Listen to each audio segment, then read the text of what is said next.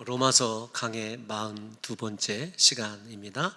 오늘 말씀은 그런즉이라는 말로 시작하는 것을 볼 때 사도 바울이 지금까지 8장에서 우리들에게 들려준 성령의 귀한 역사에 대한 결론이 시작되고 있다는 것을 알 수 있습니다. 그런즉이라고 하는 이 접속사 다음에 나오는 단어가 어떤 단어냐면 이 일에 대하여 무슨 말을 하리요, 이렇게 이야기를 하죠. 이 일이 어떤 거냐라고 한다면 바로 31전 직전에 있었던, 먼저 하나님께서 우리를 구원하시는 구원의 완전성, 제가 기독교의 핵심 4대 교리가 다 포함되어 있다고 하는, 하나님이 30절 말씀에 의하면 우리를 미리 정하시고 택하시고 그 다음에 부르시고 의롭다 하시고 영화롭게 하셨다라는 거죠.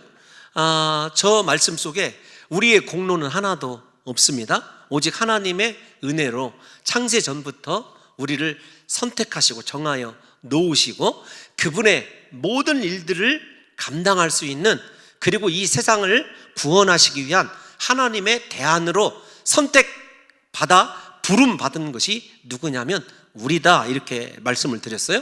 그렇게 부르신 하나님께서 우리가 주의 영광을 노래할 수 있도록 죄와 허물이 그렇게 많음에도 불구하고 우리를 향하여 의롭다 이렇게 인정해 주셨습니다. 의롭다고 인정해 주실 뿐만 아니라 우리를 그리스도의 영화로움까지 이르게 하시는 은혜를 주셨어요. 이것이 우리의 구원받은 의미이고, 우리의 구원이 저 네 가지만 살펴보더라도 얼마나 완전한지를 사랑하는 성도 여러분들과 제가 알아야 됩니다. 왜 완전하냐면 사람에 의하여 이루어진 것이, 혹은 인간의 조건에 의하여 이루어진 것이 하나도 없지 않습니까? 모든 것이 다 하나님의 은혜예요.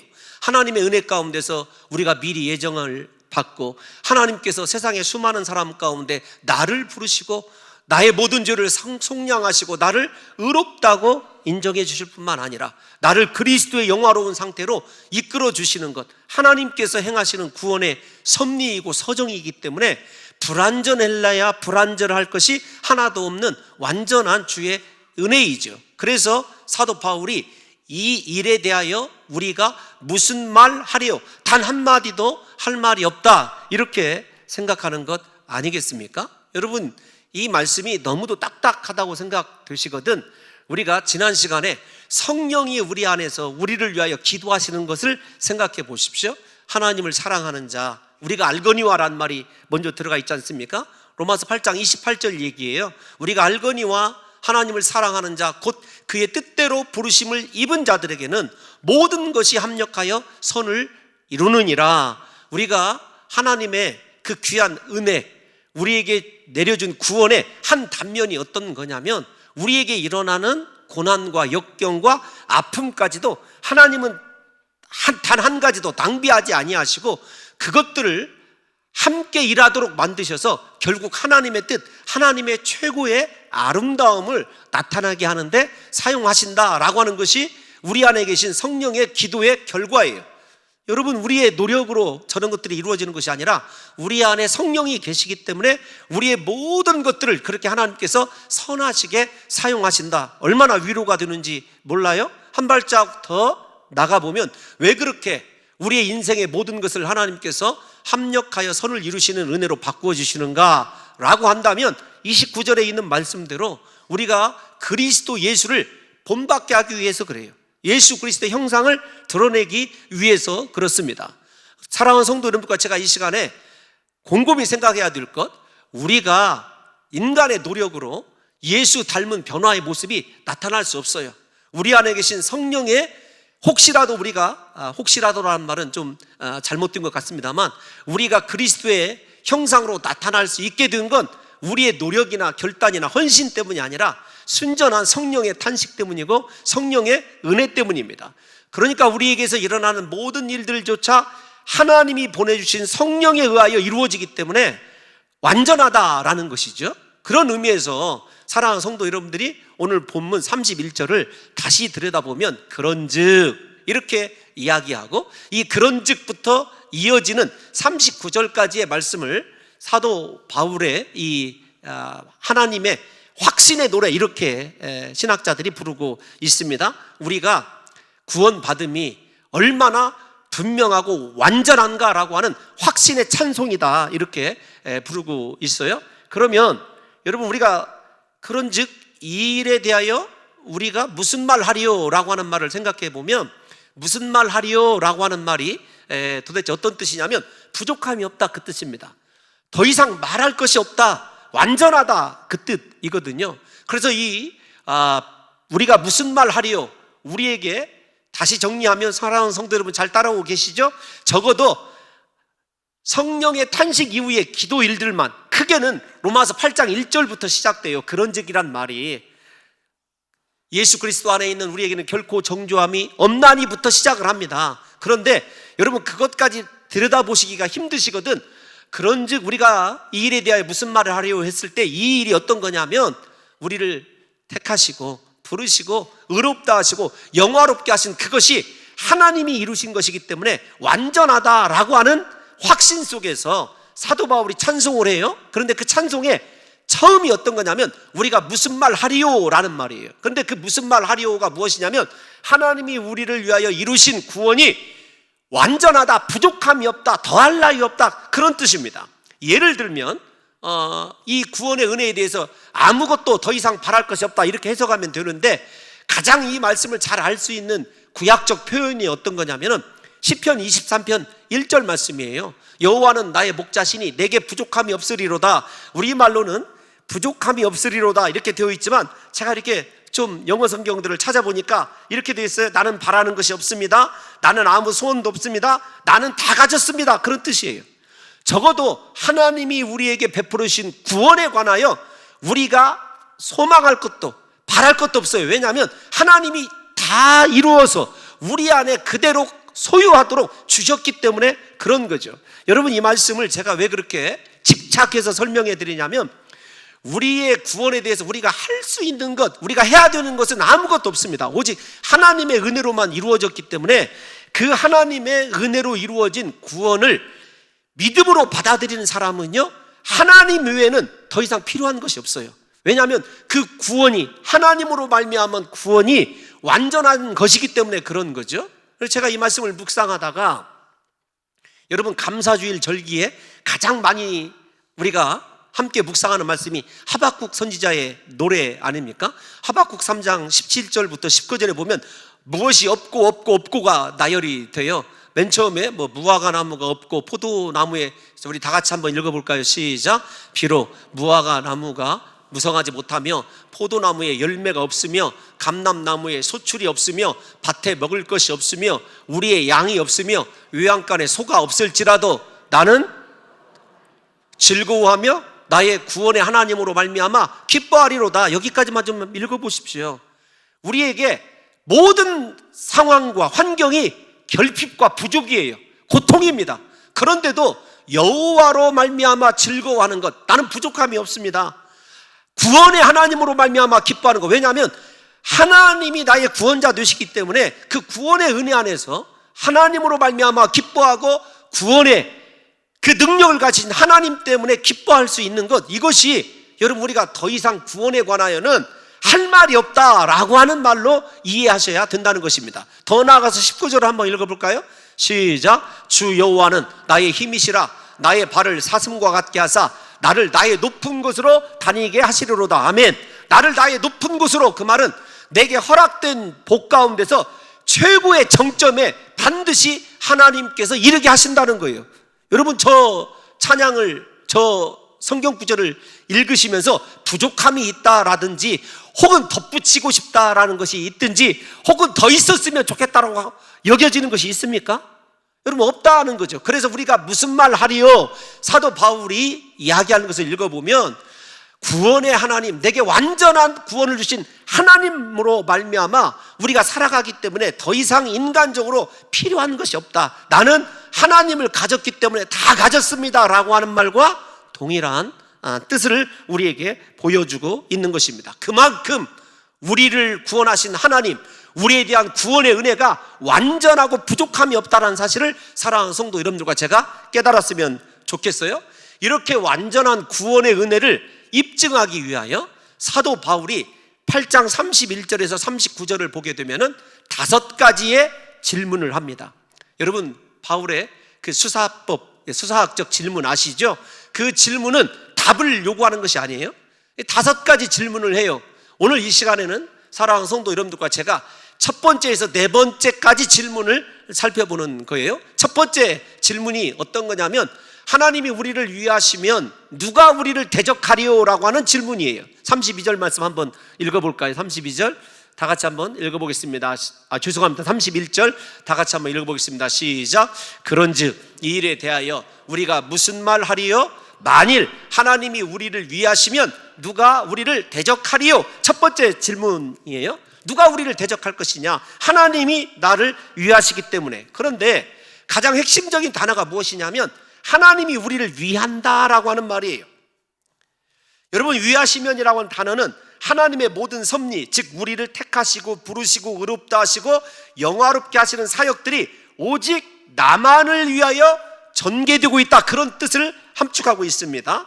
그러니까 위하여라는 말은 어떤 뜻이냐면, 제가 쉽게 말씀드리면 하나님 눈에는 나밖에 안 보이는 거예요.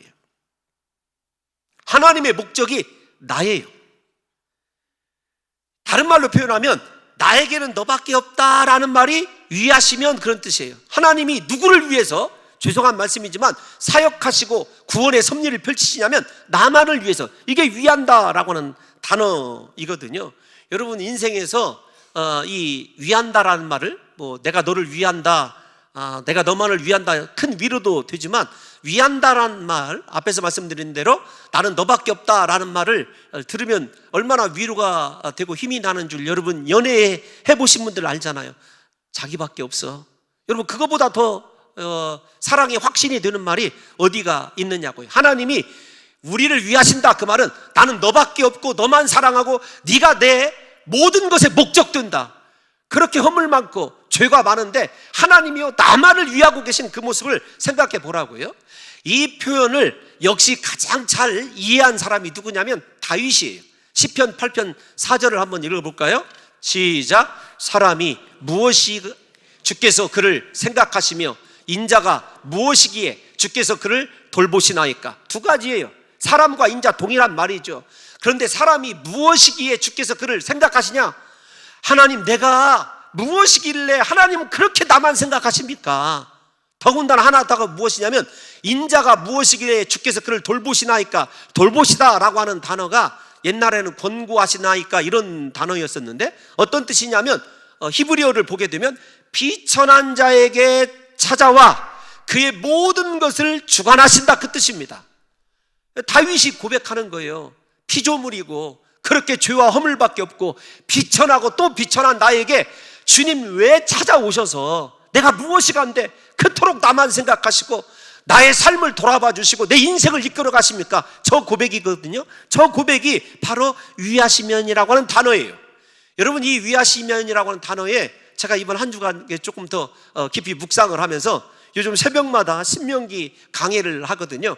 하나님은 참 이스라엘을 사랑하시고 이스라엘밖에 모르는 하나님이에요. 성경 전체를 살펴봐도 그렇습니다. 즉 우리밖에 모르시는데, 심지어 신명기에 보게 되면 하나님이 이스라엘 백성들에게 내가 누구인지, 하나님이 누구이신지를 설명할 때 이렇게 설명하십니다. 나는 너보다 앞서서 행하시는 하나님. 두 번째로, 나는 너희를 위하여 싸우시는 하나님. 세 번째로, 이스라엘 백성들에게 어떻게 표현하시냐면, 아버지가 아들을 품에 안고 가듯이 내가 너희를 그렇게 내 품에 안고 인도하고 있노라. 이게 하나님이 이스라엘을 위하신다라고 하는 표현입니다. 사랑하는 성도 여러분, 오늘날도 하나님은요 동일하신 사랑으로 우리를 위하시고 계셔요. 나보다 앞서 가실 뿐만 아니라 하나님은 언제나 내 편이 되셔서 나만을 위하여 싸워주시는 하나님이고, 위기의 순간에 아버지가 아비를 품에 안고 그 위기를 돌파하듯이 사랑하는 성도들을 품에 안고 돌파하시고 행진하시는 분이 우리를 위하시는 하나님이심을 믿으시기를 예수님의 이름으로 축원합니다. 근데 제가 이렇게 구약적으로 이 말씀을 설명하다가 신약적으로 우리 성도들에게 좀 쉽게 더 설명할 수 있는 길이 없을까 생각하다가 떠오르는 것이 두 가지예요. 첫 번째가 어떤 것이냐면, 함께 하시는 하나님. 예수 그리스도께서 마태복음 28장 마지막 절에서 볼지어다 세상 끝날까지 내가 너희와 항상 함께 있으리라 약속해 주셨거든요. 사람은 떠납니다. 여러분, 사람의 사랑은 영원하지 않아요. 사람의 말 믿지 못합니다. 그런데 진리이신 예수 그리스도께서 뭐라고 약속해 놓으셨냐면 내가 너희와 세상 끝날까지 항상 함께 있겠다라고 약속해 놓으셨어요. 우리 사랑하는 성도 여러분들과 제가 하나님이 우리를 위하신다라고 하는 적극적인 신약적 표현이 어떤 거냐면 나는 절대 너를 버리지 않아. 나는 너를 떠나지 않아. 너와 영원토록 함께 할 것이야. 사랑하는 성도 여러분, 우리를 위하신 하나님이 영원토록 나와 함께 하심을 믿으시기를 예수님의 이름으로 축원합니다. 두 번째가 무엇이냐면 사랑이더라고요. 사랑. 우리가 잘 아는 대로 그 우리를 위하시는 하나님의 구체적인 사랑의 징표가 로마서 5장 8절인데 제가 제 스스로 좀 낙심이 들려 하면 이 말씀을 읽고 또 힘을 내는데요, 우리 다 같이 암송하는 말씀이에요. 한번 읽어볼까요? 시작. 우리가 아직 죄인 되었을 때 그리스도께서 우리를 위하여 죽으심으로 하나님께서 우리에 대한 자기의 사랑을 확증하셨느니라. 내가 그렇게 죄가 많고 허물지고 실수하고 늘 실패하는 허점투성임에도 불구하고 예수 그리스도는요, 이리 우리가 죄인 되었을 때부터 미리 아시고 우리를 사랑하셨다는 것을 생각하시면서 우리 사랑하는 성도 여러분들과 제가 이번 한 주를 살아갈 때 하나님은 내가 그분의 꿈이고 목적이래. 하나님은 나밖에 안 보인대. 하나님이 나를 위하시되 나와 함께 하시면서 나의 죄인됨까지도 사랑하시던 그 하나님의 사랑이래. 이렇게 사랑 가운데 확신하시면서 이번 한 주간을 살아가실 때 우리를 위하신 하나님의 은혜로 우리 사랑하는 성도들이 만족을 누리고 기쁨을 얻고 힘을 내시기를 예수님의 이름으로 축원합니다. 여러분, 제가 이 위하신다는 표현을 생각하면서 성도 여러분들께 좀 당부드리고 싶은 말씀이 있어서 몇 자 적었어요. 아무것도 염려하지 마십시오. 낙심하지 마십시오. 나만을 위하신 하나님을 생각하십시오. 지금 너무도 힘들고 고통스러워하는 그 문제가 반드시 지나갈 것이고 잠시 후면 사라질 문제들 때문에 하나님의 귀한 축복들을 놓치지 마시기를 바랍니다. 우리를 위하신 하나님은 내 앞에서 행하시는 분이시고 나를 위하여 싸우시는 분이시고 아버지가 아들을 사랑하는 것처럼 나를 보호하시는 하나님이심을 믿으시고 제발 사랑하는 성도 여러분들 올 한 해 나를 위하신 하나님의 은혜로 잘 마무리하시기를 예수님의 이름으로 축원합니다. 두 번째 질문이 무엇이냐면 32절이죠. 자기 아들을 아끼지 아니하시고 우리 모든 사람을 위하여 내주시니가 어찌 그 아들과 함께 모든 것을 우리에게 주시지 아니하겠느냐.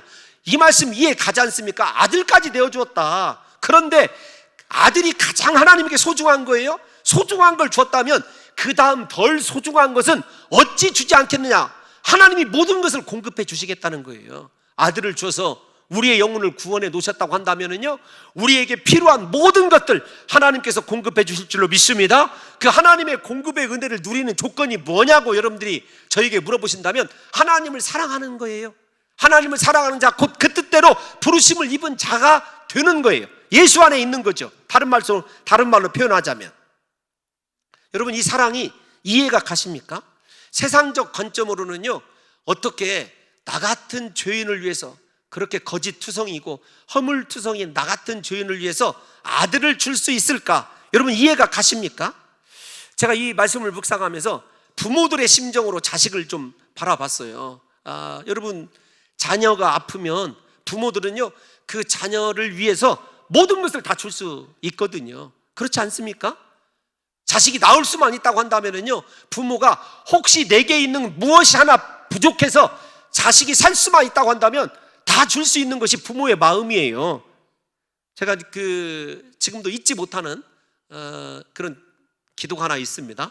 어떤 거냐면 저희 아들이 어렸을 때, 아기였을 때 눈 수술을 여러 차례 받았어요. 그거 참 말도 못하는 아이가 수술방에 들어갈 때 이렇게 알아요, 위기를. 그러니까 제가 이렇게 가슴에 안고 자기 엄마는 이렇게 저를 따라 이렇게 가거든요. 수술방에 가면 이렇게 안 가려고 그러죠. 제가 안고 있으면 이제 그 링거 줄에다가 마취제를 이렇게 넣어요. 그 아이에게 하나, 둘, 셋을 세게 합니다. 아이가 이렇게 한 넷쯤 셀 정도면 톡 이렇게 떨어지죠. 그걸 이렇게 수술방 앞에서 간호사에게 건네줄 때 여러분 그 마음이 얼마나 이게 착잡하고 이게 말로 할 수 없는지 몰라요. 그런데 거기에서 제 아내가 어떻게 기도를 하냐면 하나님 차라리 내 눈하고 바꿔주세요. 그 기도를요 잊을 수가 없어요. 여러분, 이게 우리 집에서만 일어나는 것이 아니라 여러분 집에서도 동일하지 않습니까? 그게 어쩌면 아버지는 그런 기도를 못하는 것 같아요. 그런데 어머니들은 그런 기도를 할 수 있어요. 이것이 여러분 우리의 일반적인 인지상정 아닙니까? 다시 말씀을 드리지만 이런 관점에서 제가 생각해 보니까 내가 자식을 위하여 죽는 것은 어쩌면 쉬운 일인지도 몰라요. 무엇에 비하면? 지금에 비하면. 어떤 거냐면 제가 드릴 말씀이 내 사랑하는, 그토록 사랑하는 자식을 죽음에 내어주면서 다른 사람을 용서하고 사랑한다? 여러분 이해가 가십니까? 제가 지금 뭘 설명하고 있냐면 우리 자식을 위해서라면 내가 그렇게 내 생명도 아깝지 않은데 내 생명도 아깝지 않은 그 자식을 다른 사람을 살리기 위해서 내줄 수 있겠느냐고요. 그런데 예수님이 여러분 나 같은 것이 무슨 쓸데가 있다고 살리시기 위하여 십자가에 스스로 못 박혀 죽으시고 나를 살게 하셨어요. 그것이 주님의 사랑이라는 거죠. 그렇게 아들을 주셨다고 한다면, 그렇게 해서 우리를 이 땅에 살게 해놓고 구원받게 해놓으셨다고 한다면 우리에게 필요한 것들 하나님이 왜 쓸 것을 공급해 주지 않겠느냐고요. 은사도 능력도 지혜도 하나님의 사랑 안에 있으면요 다 허락받는 거죠. 여러분의 앞길 염려하지 마십시오. 하나님이 앞서가실 뿐만 아니라 우리를 사랑하셔서 미리 쓸 것 다 공급해 주시겠다고 저렇게 약속해 놓은 것 아니겠느냐고요. 그래서 요한복음에 보게 되면, 요한복음을 제가 요즘에 묵상하고 있거든요. 아마도 내년도 초부터 새벽에 다시 요한복음을 보려고 생각을 하고 있어요. 우리 교회가 그렇게 생명의 삶 큐티집을 이렇게 가지고 이제 성도 여러분들께 우리 교회에서 제작한 것들을 나누어 주게 되고 함께 새벽에 살펴볼 때 요한복음이에요. 그래서 요한복음을 다시 지금 제가 오늘 6장까지 지금 이렇게 묵상을 했는데, 은혜스러운 게 어떤 거냐면 예수님께서 내게로 오는 자는 결코 줄이지 아니하고 내게로 오는 자는 결코 목마르지 아니할 것이다. 왜요? 우리 인생의 줄임과 목마름 예수님이 다 해결해 놓으셨기 때문에 그런 것 아닙니까? 사랑하는 성도 여러분들이요, 생명도 주셨을 뿐만 아니라 우리를 위해서 필요한 모든 것을 주시기로 약속하신 주님, 그분에게로 오면 우리 인생의 목마름도 줄임도 끝이 나는 줄로 믿습니다. 여러분, 굳이 꼭 이 말씀을 물질에 관해서 좀 해석을 하자면 사도 바울이 빌립보서 4장 19절에서 이렇게 이야기를 했어요. 빌립보서 4장 19절 한번 읽어볼까요? 시작.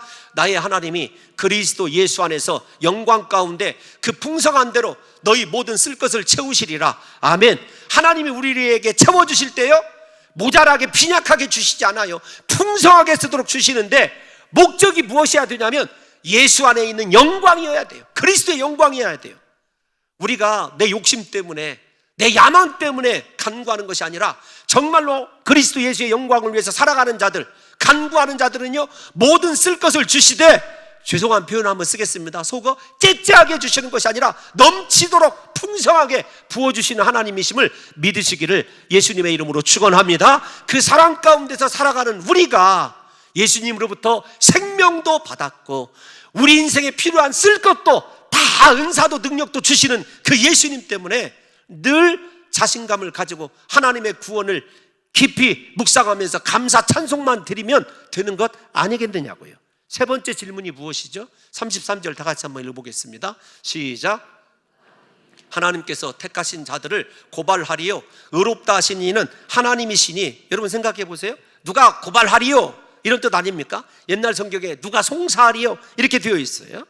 여러분, 하나님께서는요 다시 말씀을 드리지만 세상에 수많은 사람들, 학식도 뛰어나고 여러분 지식적으로도 풍부하고 권세도 있고 돈도 많이 가지고 있는 그런 사람들이 아니라 하나님이 참 어떻게 생각하면 열등의식도 많고 부족한 것도 많고 연약한 나를 택하셨어요. 택하셨고 뿐만 아니라 은혜를 주셨는데, 어떤 은혜를 주셨냐면 의롭다 하시는 은혜를 주셔서 우리를 고발할 것이 아무것도 없어요. 왜냐하면 나를 선택하신 분이 창조주의 심판주이신 하나님이기 때문에 그런 것 아니겠습니까? 얘가 내 자식이야 딱 한번 선언하면 그거 끝난 것 아니냐고요. 분명히 우리가 좀 한 가지 짚어야 될 것은 죄는 우리를 고발할 능력이 있습니다. 심지어 죄는 우리를 사망에 이르게 할 권세가 있다고 지금까지 배웠지 않습니까? 하지만 선택받은 우리의 죄값을 예수님께서 십자가에서 다 해결해 놓으셨어요. 그러므로 죄와 사망의 법에서 자유케 된 우리를 그 어떤 죄나 심지어는 사탄도 고발할 수 없는 거죠. 그 고발할 수 없는 상태를 뭐라고 얘기했냐면 의롭다함을 입었다, 이렇게 얘기하는 거죠. 사랑하는 성도 여러분, 우리는요 하나님 안에서 의롭다함을 받은 자들이에요. 제가 이 말씀을 읽을 때 이번 주에 참 힘이 든 게 어떤 거냐면, 우리가 인생의 고난을 겪게 되면 늘 내가 무슨 죄를 지어서 그렇지? 우리 스스로를 정죄하는 경우가 참 많이 있습니다. 여러분, 어떤 삶의 위기 앞에서 우리의 죄가 생각나는 것 당연해요. 그 죄가 생각날 때 여러분 회개하십시오, 한 번 더. 그러나 그 회개와 더불어 우리가 잊지 말아야 될 것이 어떤 것이냐면, 내가 지금 회개한 이 죄, 주님께서 십자가에서 해결해 놓으셨다고 하는 믿음이 필요한 거예요. 예를 들면 그런 거 아닙니까? 예수님께서는 사랑하는 아들아, 내가 네 죄를 다 용서해냈다, 내가 너를 의롭다고 했다, 죄인이 아니라. 그래도 우리는 어떻게 항변하냐면 스스로 말입니다. 하나님, 내가 지은 죄가 얼마나 큰데요. 간음하고 도적질하고 또 미워하고 거짓말하고 온갖 세상 것 탐하고. 여러분, 우리의 죄악이 큰 거 사실이에요. 그런데 예수 그리스도의 십자가 은혜, 속죄의 은혜는요 내 죄보다 훨씬 더 크다는 사실을 믿으셔야 돼요. 왜냐하면 오늘부터 우리 사랑하는 성도 여러분들이 살아가실 때, 한 주간 살아가실 때 내 모든 죄 주님께서 속량하셨고 나를 의롭다라고 인정해 놓으셨다는 이 말씀 붙드시고, 사탄이 어떻게 여러분들에게 참소하고 고소하든지 나는 그리스도 예수 안에 있으므로 결코 정죄함이 없다고 선언하심 때문에 사랑하는 성도 여러분들이 의인으로서 누릴 수 있는 영적인 자유함을 풍성히 누리심으로, 하나님, 내 주 주님이 사하셔서 동에서 서가 먼 것처럼 옮겨 놓으신 걸 믿습니다. 그 믿음으로 정죄를 이기심으로 하나님께서 주시는 의롭다함의 은혜를 누리시기를 예수님의 이름으로 축원합니다. 제가 하나님의 사랑을 이번 주에 묵상을 하면서 가장 크게 은혜를 받은 것이 나 같은 죄인을 의롭다 하신 그 사건이더라고요. 그래서 제가 이렇게 썼어요. 어떻게 써놨냐면, 우리를 향한 예수님의 최고의 사랑, 최대의 사랑은 죄인인 우리를 의롭다고 선언하는 거예요. 나 같은 죄인을 위해서 주님이 죽으시고 나를 의인이 되게 하신 것, 이보다 더 큰 사랑이 어디가 있느냐고요. 내 모든 죄를 다 가져가시면서 너는 의인이다 선언해 주신 그 사랑을 무엇으로 비길 수가 있겠느냐고요. 사랑하는 성도 여러분, 우리가 늘 듣는 이야기지만 예수 그리스도의 십자가 대속으로 말미암아 우리의 모든 죄가 속량되어 우리는 하나님 앞에서 의로운 사람이 된 거예요. 하나님이 의롭다고 선언하셨으면 우리는 하나님 안에서 의롭게 된 자입니다. 부디 내 생각과 죄의식이 하나님의 그 의로움, 예수 그리스도의 십자가 그 대속의 은혜를 손상시키지 않도록 오늘 믿음 안에서 지금까지의 모든 죄를 다 씻어주신 예수 그리스도의 십자가 보혈을 바라보심 때문에 죄에서 완전한 자유를 누리시는 한 주가 되시기를 예수님의 이름으로 축원합니다. 여러분, 마지막 네 번째 질문이 어떤 거죠? 우리 다 같이 34절 한번 읽어보겠습니다. 34절 시작. 누가 정죄하리요? 여기에요. 여러분, 네 번째 질문이 누가 정죄하리요예요. 오늘은 네 번째 질문까지만 살펴보고 다음 시간에 다섯 번째 질문부터 살펴본다고 말씀드렸는데, 고발하리요? 누가 정죄하리요? 주님이 지금 거듭해서 신경을 쓰고 있는 것이 어떤 거죠? 우리 안에 있는 죄성과 죄의식이에요.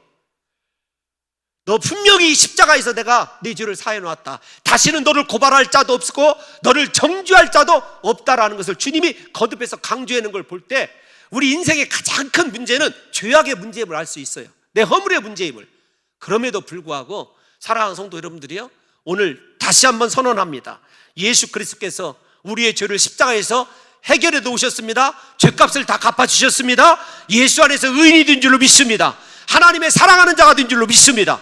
그러면 우리가 이 땅 가운데서 누리는 은혜가 얼마나 크고 귀한지를 알게 되는 것 아니에요? 주님이 누가 정죄하리요 이렇게 말씀하시면서 보증이 된 것이요, 사람이 아니에요. 환경이 아닙니다. 예수 그리스도입니다. 예수 그리스도께서 나의 죄를 위하여 십자가에 죽으셨습니다. 예수 그리스도께서 다시 살아나셨습니다. 예수님이 살아나심으로 말미암아 내가 사망에서 생명으로 옮겨진 것 아니에요? 그 다음에 예수 그리스도는 하나님 우편에 계셔요.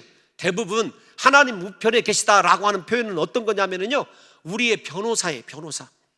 우리가 그렇게 죄가 많고 허물이 많다는 걸 예수님도 아셔요. 그럼에도 불구하고 예수님은 나의 보혈로 인친 아이입니다. 성령으로 인침받은 아이입니다. 우리를 하나님 우편 보좌에서 그렇게 보호하시고 우리의 구원이 완전히 성취될 때까지 우리를 지켜주시는 분으로 묘사되어 있어요.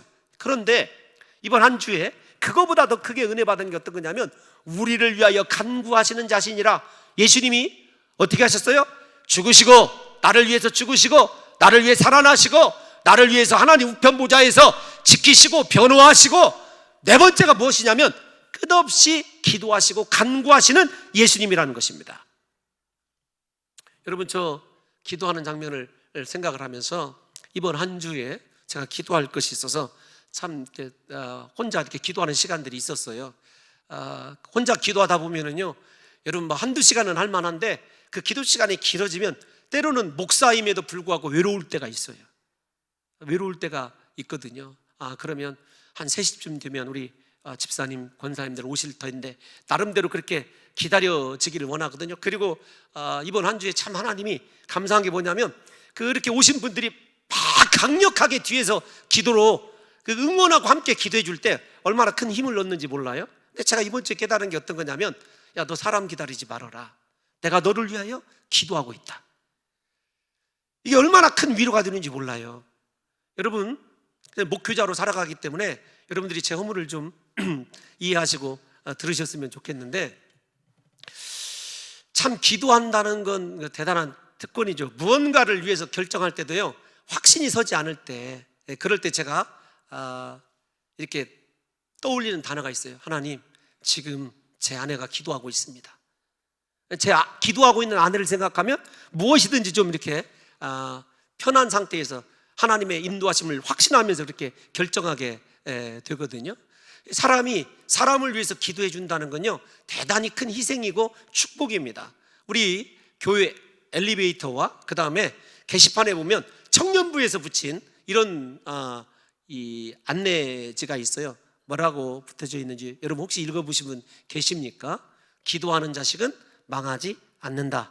기도하는 자식은 망하지 않는다. 어머니의 기도, 원래 오리지널이 성 어거스틴의 어머니 모니카가 그렇게 기도해서 성 어거스틴이 그렇게 고백한 이야기이거든요. 제가 그 원서를 찾아봤더니 뭐라고 되어 있냐면, 위하여 기도하는 어머니가 있는 자식은 절대로 그릇되지 않습니다 라는 뜻이더라고요. 방탕하던 아들이었어요. 어거스틴이 얼마나 정말로 못된 아들인지 몰라요. 어머니 모니카가 눈물로 기도합니다. 그 기도 때문에 나중에 누가 되었냐면 성자가 되었어요. 사람들에게 성자로.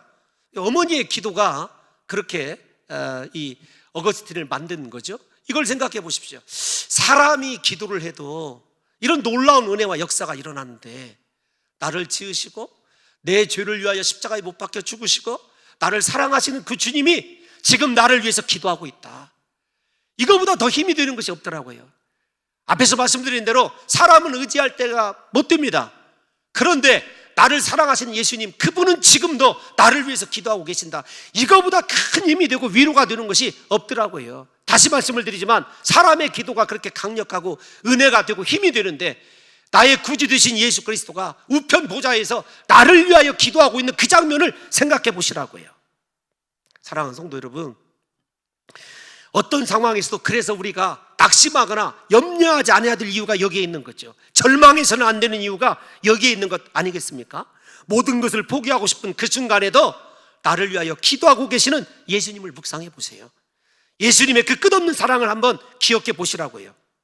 사람은 나를 버려도 예수님은 절대로 버리시지 아니하실 뿐만 아니라 나를 위하여 간구하고 계시다. 이것이 저는 우리 사랑하는 성도 여러분들의 믿음이었으면 좋겠습니다. 제가 일부 때 이런 말을 드렸어요. 똑같은 변명을 해서 참 죄송합니다. 제가 우리 그 작년 성도가 한 500분 정도 되었을 때까지는 자녀들 위하여 기도하는데 약 한 달 정도면 됐어요. 그런데 1000명 넘어가고 난 이후부터는 죄송하지만 등록신방, 여러분 등록신방 하라는 거 아니에요. 오해하시면 안 됩니다. 지금도 이렇게 휴대폰이 얼마나 감사한지 몰라요. 막 스마트폰 넘기면 우리 그 밴드에 성도들의 얼굴 이렇게 사진 다 이렇게 새 가족들 찍어서 다 올라와 있거든요. 그래서 새벽마다 이렇게 봅니다. 그런데도 이름하고 얼굴하고 잘 매치를 못해요. 그래서 제가 분명히 알고는 있으면서도 다른 사람의 이름을 댈 때가 있어요. 제가 왜 갑자기 이 말씀을 드리냐면 많은 성도님들이 오늘 또 목사님 이거 위해서 기도해 주세요. 제가 기도 쪽지를 받았어요. 근데 감사하더라고요. 제가 여러분들을 위해서 할 수 있는 일이 기도밖에 없지요. 그럼에도 불구하고 제가 드리고 싶은 말씀은 뭐냐면, 여러분 저를 의지하지 마십시오. 저를 바라보지 마십시오. 정 지쳐서 힘들고 내가 과연 이곳에서 다시 일어설 수 있을까? 여러분 일어설 수 있습니다. 왜냐하면 여기 있는 홍 목사 때문이 아니라, 옆에서 여러분들을 위해서 기도해 주는 사람 때문이 아니라 예수 그리스도 때문에 일어설 수 있는 줄로 믿습니다. 그분은요 거짓이 없으신 분이에요. 홍 목사가 여러분들을 위해서 기도한다고 얼마나 하겠습니까? 그저 이름 정도 부르고 지나가고, 하나님 저는 이 가정의 형편을 몰라요, 하나님께서 은혜 주신 대로 해 주십시오, 여러분 이 정도가 전부 다인데, 예수 그리스도는 우리를 지으시고 지금까지 동행하시며 우리의 모든 것을 다 하시는 분 아니십니까? 그분이 나를 위해서 기도해 주신다. 그거보다 더 힘이 되는 사건이 어디가 있느냐고요. 사랑하는 성도 여러분, 우리를 향한 하나님의 구원이 이렇게 완전해요. 주님은 내가 너를 구원하였다, 그걸로 끝나는 것이 아니라 내 인생 끝날 때까지 동행하시며 나를 위해서 하나님 우편 보좌에서 간구하시고 기도해 주시는 은혜의 주님을 믿으시고, 이번 한 주 사랑하는 성도 여러분들이 나를 위하여 기도해 주실 뿐만 아니라 나를 위하여 싸우시고 나의 모든 것들을 공급해 주시는 그 하나님 은혜 안에서 새 힘을 얻으심으로 말미암아 영원토록 사도 바울이 그렇게 구원의 확신을 찬송한 것처럼 이 로마서 8장 31절에서 39절이 저와 여러분들의 영원한 신앙 고백이 되시기를 예수님의 이름으로 축원합니다.